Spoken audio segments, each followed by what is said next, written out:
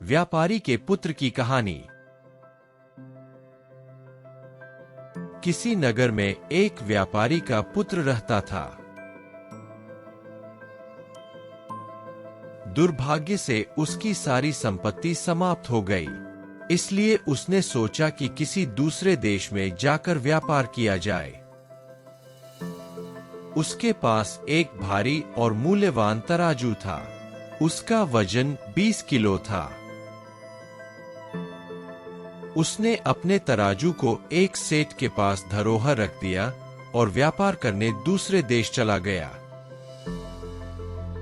कई देशों में घूमकर उसने व्यापार किया और खूब धन कमाकर वह घर वापस लौटा। एक दिन उसने सेठ से अपना तराजू मांगा। सेठ बेईमानी पर उतर गया।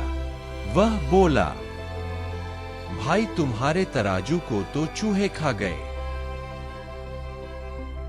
व्यापारी पुत्र ने मन ही मन कुछ सोचा और सेठ से बोला, सेठ जी, जब चूहे तराजू को खा गए तो आप कर भी क्या सकते हैं? मैं नदी में स्नान करने जा रहा हूं। यदि आप अपने पुत्र को मेरे साथ नदी तक भेज दे तो बड़ी कृपा होगी। सेठ मन ही मन भयभीत था कि व्यापारी का पुत्र उस पर चोरी का आरोप न लगा दे। उसने आसानी से बात बनते देखी तो अपने पुत्र को उसके साथ भेज दिया। स्नान करने के बाद व्यापारी के पुत्र ने लड़के को एक गुफा में छिपा दिया।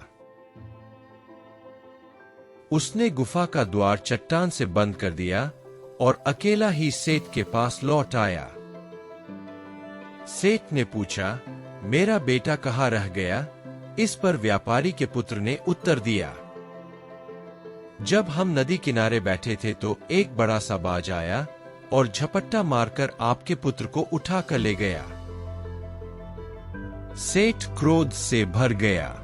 उसने शोर मचाते हुए कहा, तुम झूठे और मक्कार हो। कोई बाज इतने बड़े लड़के को उठाकर कैसे ले जा सकता है? तुम मेरे पुत्र को वापस ले आओ, नहीं तो मैं राजा से तुम्हारी शिकायत करूंगा। व्यापारी पुत्र ने कहा, आप ठीक कहते हैं। सेठ ने व्यापारी के पुत्र पर अपने पुत्र के अपहरण का आरोप लगाया। न्यायाधीश ने कहा, तुम सेठ के बेटे को वापस कर दो। इस पर व्यापारी के पुत्र ने कहा कि मैं नदी के तट पर बैठा हुआ था कि एक बड़ा सा बाज झपटा और सेठ के लड़के को पंजों में दबाकर उड़ गया। मैं उसे कहां से वापस कर दूं? न्यायाधीश ने कहा, तुम झूठ बोलते। एक बाज पक्षी इतने बड़े लड़के को कैसे उठाकर ले जा सकता है?